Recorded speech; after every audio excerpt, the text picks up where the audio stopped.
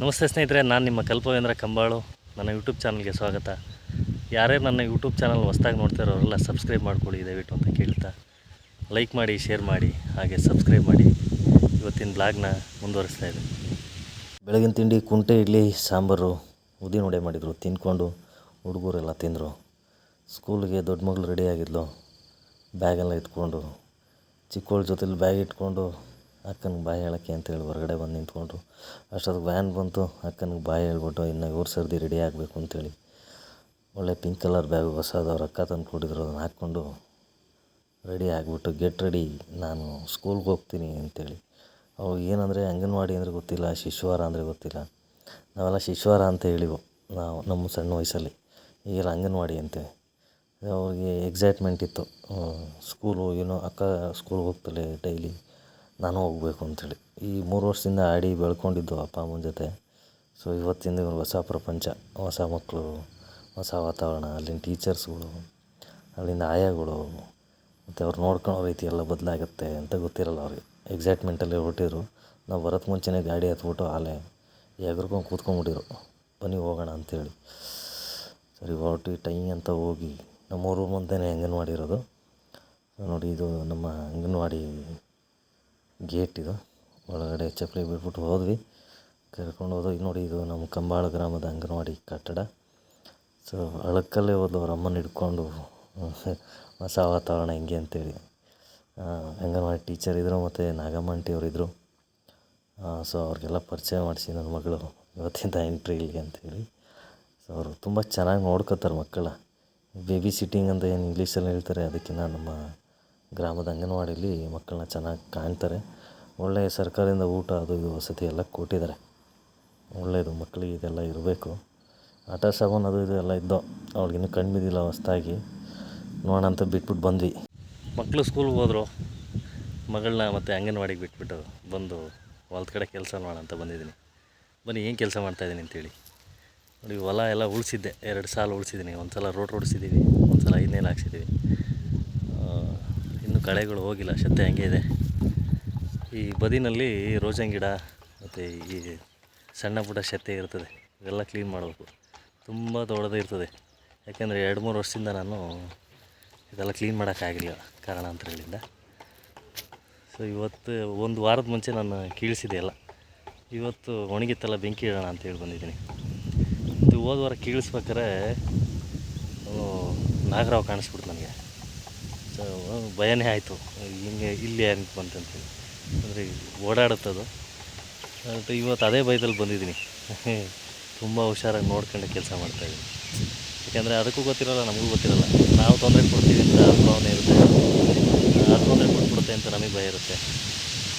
So ಆಗೋದು ಬೇಡ ಅಂತಲೇ ಹುಷಾರಾಗಿ ಕೆಲಸ ಮಾಡ್ತಾಯಿದ್ದೀನಿ.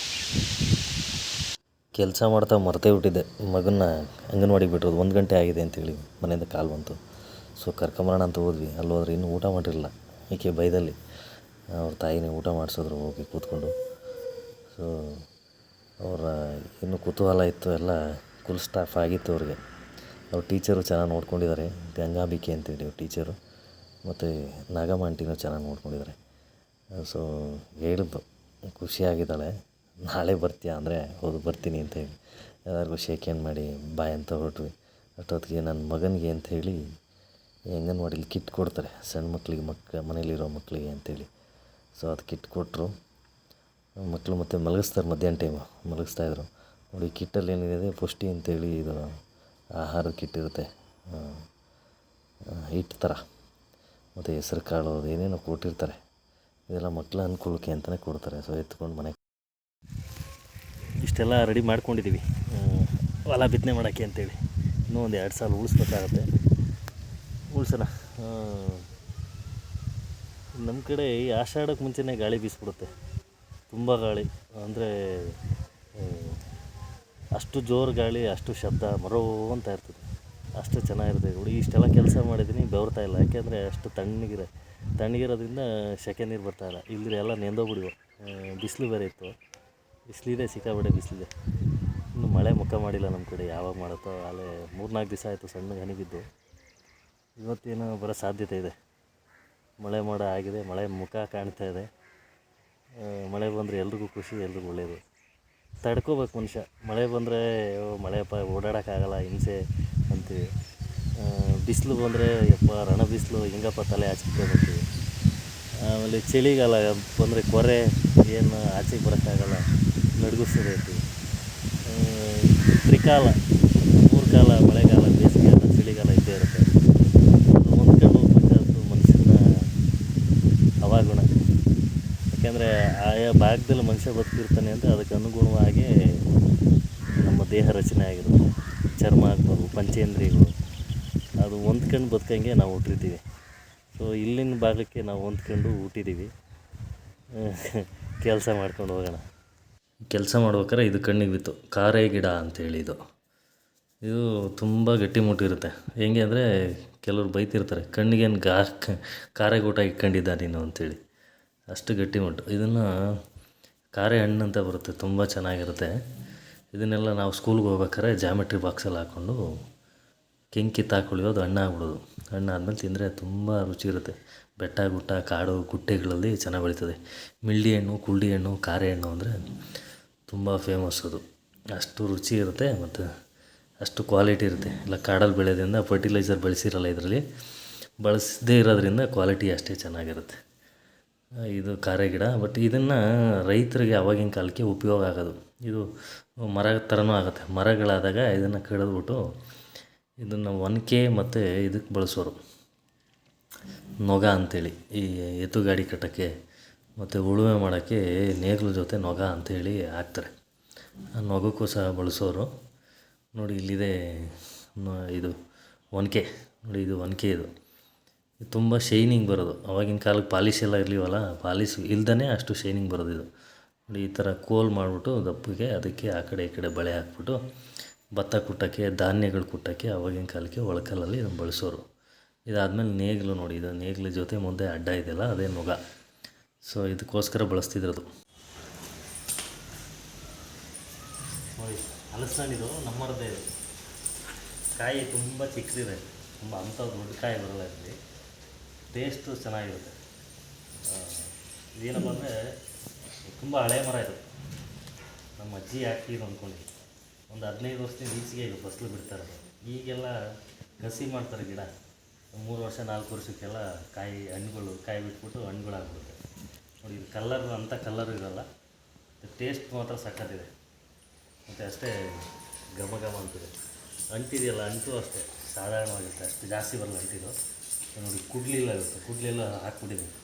ಅದಕ್ಕೆ ಚಾಕಲ್ಲೇ ಕುಯ್ತಾರೆ. ಏನು ಸಿಗ್ತದೆ ಅದ್ರಲ್ಲಿ ಕುಯ್ಬೇಕಷ್ಟೇ, ನಮಗೇನು ಕೆಲಸ ಆಗಬೇಕು. ಸೊ ಇದು ಕಸಿ ಆಗದಿರೋದ್ರಿಂದ ತುಂಬ ಲೇಟಾಗಿ ಫಸಲು ಬಿಟ್ಟೈತೆ ಅಂತೇಳಿ. ತುಂಬ ಚೆನ್ನಾಗಿದೆ. ಒಂದು 10-12ನೇ ಕಾಯಿ. ಇನ್ನೇನು ಆಲೆ ಮುಗಿತಾ ಬಂದೈತೆ ಕಾಯಿ. ಸುಮಾರು ಬಂದವ್ರಿಗೆಲ್ಲ ಕೊಡ್ತಾಯಿರ್ತೀವಿ, ನಾವು ತಿಂತಾಯಿರ್ತೀವಿ. ಚೆನ್ನಾಗಿ. ಮತ್ತು ಇದು ಕೊತ್ತಳ್ಸಿನ್ಕಾಯಿಗೆ ಸಕ್ಕತ್ತಾಗಿರೋದು. ಕಿತ್ತಳ್ಸಿನ್ಕಾಯಿ ಸಾರು ಅಂತ ಮಾಡ್ತೀವಿ. ಹೆಂಗಿರುತ್ತೆ ಅಂದರೆ ಕಾಯಿ ಎಳೆದಿರುತ್ತೆ, ಅದು ಕಟ್ ಮಾಡಿ ಎಲ್ಲ ಪೀಸ್ ಮಾಡಿಬಿಟ್ಟು ಅದನ್ನು ಅವರೆಕಾಳು ಜೊತೆ ಮಾಡಿ ಸಾರು ಮಾಡ್ತಾರೆ. ಸಖತ್ತಾಗಿರ್ತದೆ ಅದು.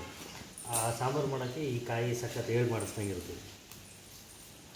ತೊಳೆ ಇಂಥ ದಪ್ಪ ಇಲ್ಲ, ಇಷ್ಟೇ ಸಿಂಪಲ್, ಇಷ್ಟು ಬರುತ್ತೆ. ಟೇಸ್ಟ್ ಮಾತ್ರ ಸಖತ್ ಒಳ್ಳೆ ಸಿಹಿಗಿರುತ್ತೆ. ಸಾಕು.